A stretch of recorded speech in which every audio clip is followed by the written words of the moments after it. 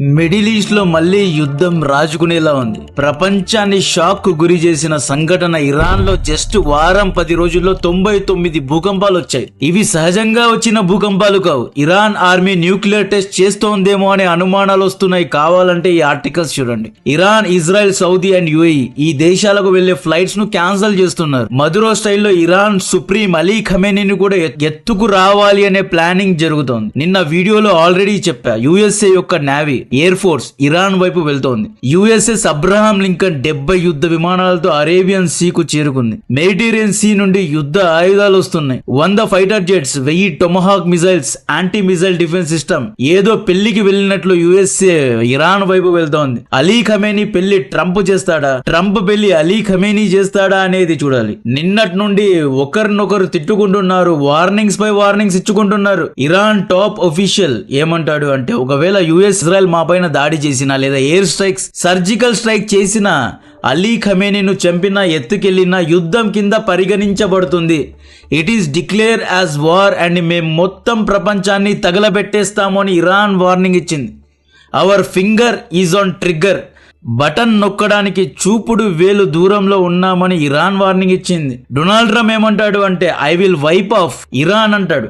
మా యొక్క అర్మాడా మొత్తం ఫ్లోటిలా ఇరాన్ వైపు వెళ్తోంది, let's see what will happen అని ట్రంప్ అంటాడు. రాయిటర్స్ ఈ రోజు రిలీజ్ చేసిన ఆర్టికల్ చూడండి. ఆల్ అవుట్ వార్ కు సిద్ధంగా ఉన్నామని ఇరాన్ ప్రకటించిందంట. ఇరాన్ ఆల్రెడీ తమ మిజైల్స్ ను వేరు వేరు సిటీస్ కు తరలిస్తోంది. అంటే ఒకే చోటే అన్నిటినీ పెడితే యుఎస్ యొక్క ఎయిర్ స్ట్రైక్స్ ద్వారా అన్ని మిజైల్స్ తగలడిపోతాయి, ధ్వంసం అవుతాయి. కాబట్టే వేరు వేరు చోట్లకు స్ప్రెడ్ చేస్తున్నారు. Air France, Dubai and Abu Dhabi incoming flights ను క్యాన్సిల్ చేసింది. బ్రిటిష్ ఎయిర్వేస్ దుబాయ్ కు వెళ్లే ఫ్లైట్స్ ను and KLM Airways Israel, UAE, సౌదీకు వచ్చి వెళ్లే ఫ్లైట్స్ ను క్యాన్సిల్ చేయడం జరిగింది. జనవరి 10th నుండి ఈ రోజు వరకు ఇరాన్ లో 99 భూకంపాలు వచ్చాయి. ఇందులో 32 భూకంపాలు 3 నుండి 5 మాగ్నిట్యూడ్ లో వచ్చాయి. ఒక భూకంపం 6 to 7 మాగ్నిట్యూడ్ లో వచ్చింది. ఇరాన్ యొక్క మేజర్ న్యూక్లియర్ సైట్ అయిన ఇస్ఫహాన్ లో ఎక్కువగా ఎర్త్ క్వేక్స్ వచ్చాయి.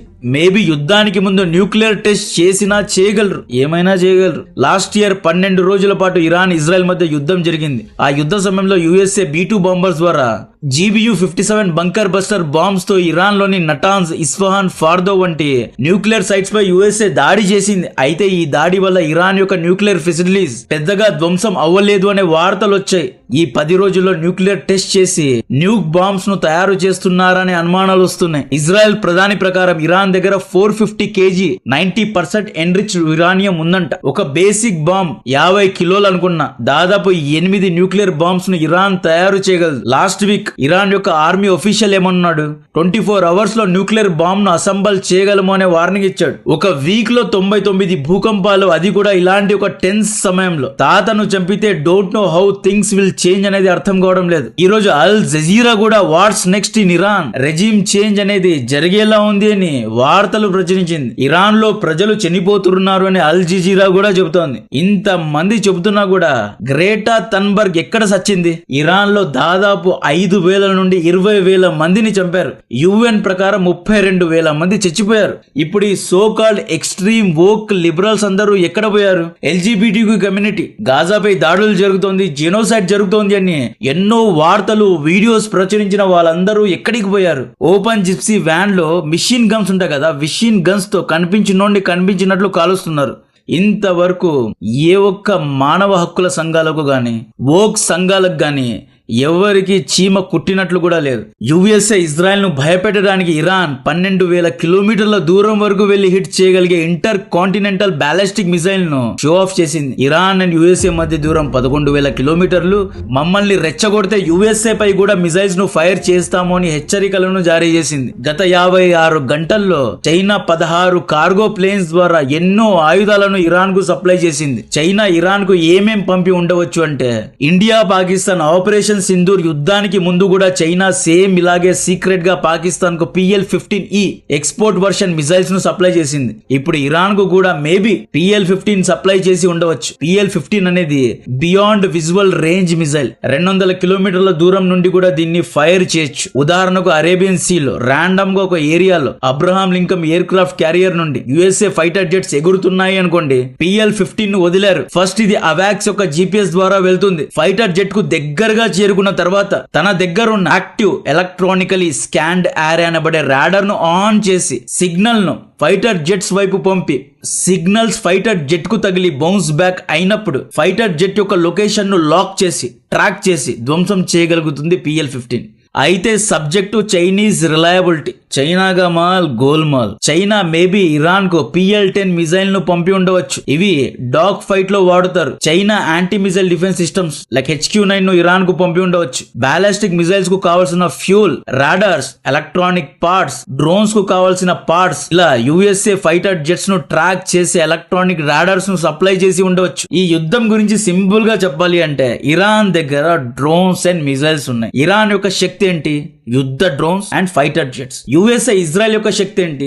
యుద్ధ విమానాలు. F-35 వంటి 5th generation air crafts, F-16 వంటి 4th జనరేషన్ ఎయిర్ క్రాఫ్ట్స్. ఇప్పుడు యుద్ధం మిజైల్స్ వర్సెస్ ఫైటర్ జెట్స్ అన్నమాట. ఇరాన్ దగ్గర 7 లక్షల సైన్యం ఉంది. ఇరాన్ ఈజ్ హ్యూజ్ ఆర్మీ అన్నమాట. 500 యుద్ధ విమానాలు ఉన్నాయి. Mostly 3rd and 4th generation యుద్ధ విమానాలే ఉన్నాయి. 2000 యుద్ధ డ్రోన్స్ ఉన్నాయి. ఇరాన్ ఇన్ హౌస్ లో షాహిద్ వంటి వార్ డ్రోన్స్ ను తయారు చేసుకుంది. 3000 ballistic missiles and 100 hypersonic missiles వరకు ఇరాన్ దగ్గర ఉండవచ్చు. 90 యుద్ధ నౌకలు ఉన్నాయి. అండ్ ఇక్కడ సబ్జెక్టు కరెక్షన్ ఏంటి అంటే చైనా మేబీ ఇరాన్ కు సప్లై చేసి ఉండవచ్చు. కన్ఫర్మేషన్ లేదు. 16 కార్గో ప్లేన్స్ వెళ్ళాయి అంటే ఫుడ్, బెడ్ సప్లై చేయడానికి వెళ్ళి ఉండవు. డెఫినెట్ గా యుద్ధ ఆయుధాలనే సప్లై చేసి ఉంటారు. సింధూర్ యుద్ధంలో PL-15 పెద్దగా పర్ఫార్మ్ చేయలేదు. HQ-9 anti missile defence system operation Sindoor లో పర్ఫార్మ్ చేయలేదు.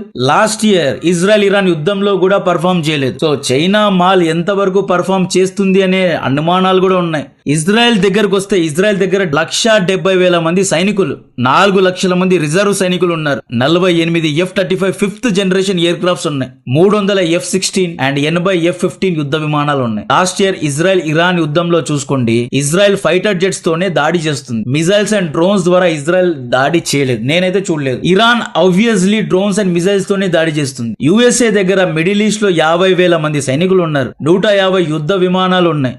ఇప్పుడు USS Abraham Lincoln air craft carrier ద్వారా 75 నుండి 100 ఎయిర్ క్రాఫ్ట్స్ ను తీసుకొస్తున్నారు. అండ్ ఈసారి USA డిఫరెంట్ గా టొమహాక్ మిజైల్స్ ను తీసుకొస్తుందండి. టొమహాక్ అనేది చాలా ఇంట్రెస్టింగ్ మిజైల్. ఇండియా యొక్క బ్రహ్మోస్ ఎలాగో USA లో టొమహాక్ అలాగనమాట. ఇది లాంగ్ రేంజ్ క్రూజ్ మిజైల్. ఇది ఇలా పారాబోలిక్ షేప్ లో వెళ్ళదు. భూమికి చాలా దగ్గరగా, అంటే చాలా తక్కువ హైట్ లో, రాడార్స్ కు దొరకకుండా చాలా తక్కువ హైట్ లో.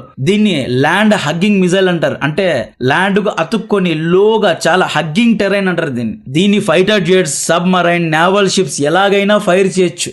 దీని దగ్గర ఇంటర్నల్ నావిగేషన్ సిస్టమ్ ఉంటుంది. సో ఇది చాలా అక్యురేట్ గా bunkers, air bases, radars and command centres ను హిట్ చేయగలదు. దీని యొక్క రేంజ్ 1000 కిలోమీటర్స్. ఇక్కడ జాగ్రత్తగా గమనించండి, USA తమ యొక్క ఎయిర్ క్రాఫ్ట్ క్యారియర్స్ ను ఇరాన్ కు దగ్గరగా తీసుకెళ్లదు. డెఫినెట్ గా 900 కిలోమీటర్ల దూరం వరకు వెళ్లి అక్కడ వరకు ఆగి అక్కడ నుండి టొమహాక్ మిజైల్స్ ను ఫైర్ చేయగలదు. సో అందుకనే టొమహాక్ మిజైల్స్ ను తీసుకెళ్తున్నారు. ఇరాన్ దగ్గర PL-15 మిజైల్స్ ఉన్నాయి, బట్ దాని యొక్క రేంజ్ 200 కిలోమీటర్స్ మాత్రమే. Last but not least B-2 bombers stealth futures అనేవి ఎవరికి చిక్కవు, ఎవరికి దొరకవు. ఇరాన్ దగ్గర ఉన్న HQ-9 anti missile defence systems దీన్ని అసలే పట్టుకోలేవు. మీరు లాస్ట్ ఇజ్రాయెల్ ఇరాన్ యుద్ధం చూసుకుంటే ఓన్లీ 4 days లో, కేవలం 4 రోజుల్లో ఇజ్రాయెల్ ఇరాన్ యొక్క ఎయిర్ స్పేస్ మొత్తాన్ని కబ్జా చేసింది. నేను లాస్ట్ ఇయర్ దీని గురించి ఎక్స్ప్లెయిన్ చేశా. కేవలం 4 days లో ఇజ్రాయెల్ ఇరాన్ లో ఉన్న రాడార్స్ ను, అవాక్స్ ఎయిర్ ప్లేన్స్ ను and even anti missile defence system ను అన్నిటినీ ధ్వంసం చేసేసింది. ఈసారి కూడా 2 days లో ఇరాన్ యొక్క ఎయిర్ స్పేస్ ను కబ్జా చేసినా చేయగలరు. అండ్ ఈ యుద్ధం అనేది చాలా అంటే చాలా ఇంట్రెస్టింగ్ గా మారింది. ఇప్పుడు ఒకవేళ డొనాల్డ్ ట్రంప్ ఇరాన్ పై దాడి చేయలేదు అంటే Trump is taco, Trump always chickens out. Iran పై దాడి చేసే దమ్ము ట్రంప్ కు లేదు అని ట్రంప్ ను ట్రోల్ చేస్తారు. ఇంకొన్ని నెలల్లో USA లో మిడ్ టర్మ్ ఎలక్షన్స్ ఉన్నాయి. సో ఈయన పరువు కూడా చాలా ముఖ్యం. ఇరాన్ పై ఏదో ఒక యాక్షన్ తీసుకోవాలి. ఊరికే తిరిగి వచ్చాడు అంటే ఏమీ దాడి చేయకుండా US ఎయిర్ క్రాఫ్ట్ క్యారియర్స్ ను తీసుకెళ్ళావు, ఫైటర్ జెట్స్, డెస్ట్రాయర్స్, టొమహాక్ వంటి మిజైల్స్ అన్నిటినీ తీసుకెళ్లి డబ్బులు వేస్ట్ చేస్తున్నావు. Why there is no attack in Iran అని అడుగుతారు. సో డెఫినెట్ గా ఏదో ఒక యాక్షన్ అయితే ఉంటుంది. హిందీ మీడియాలో, మెయిన్ మీడియాలో ఎక్కడా గానీ ఈ యుద్ధం గురించి ఎటువంటి వార్తలు రావడం లేదు.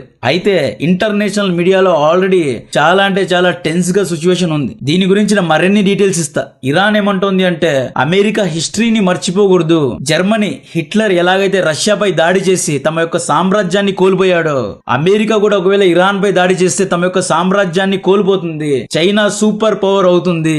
ఈ తప్పు అమెరికా చేయకూడదు అన్నట్లు ఎన్నో విధాలుగా వార్నింగ్ ఇస్తున్నారు. కాంటెంట్ నచ్చితే వీడియోను లైక్ చేయండి, ఛానల్ ను సబ్స్క్రైబ్ చేసి అందరికీ షేర్ చేయండి.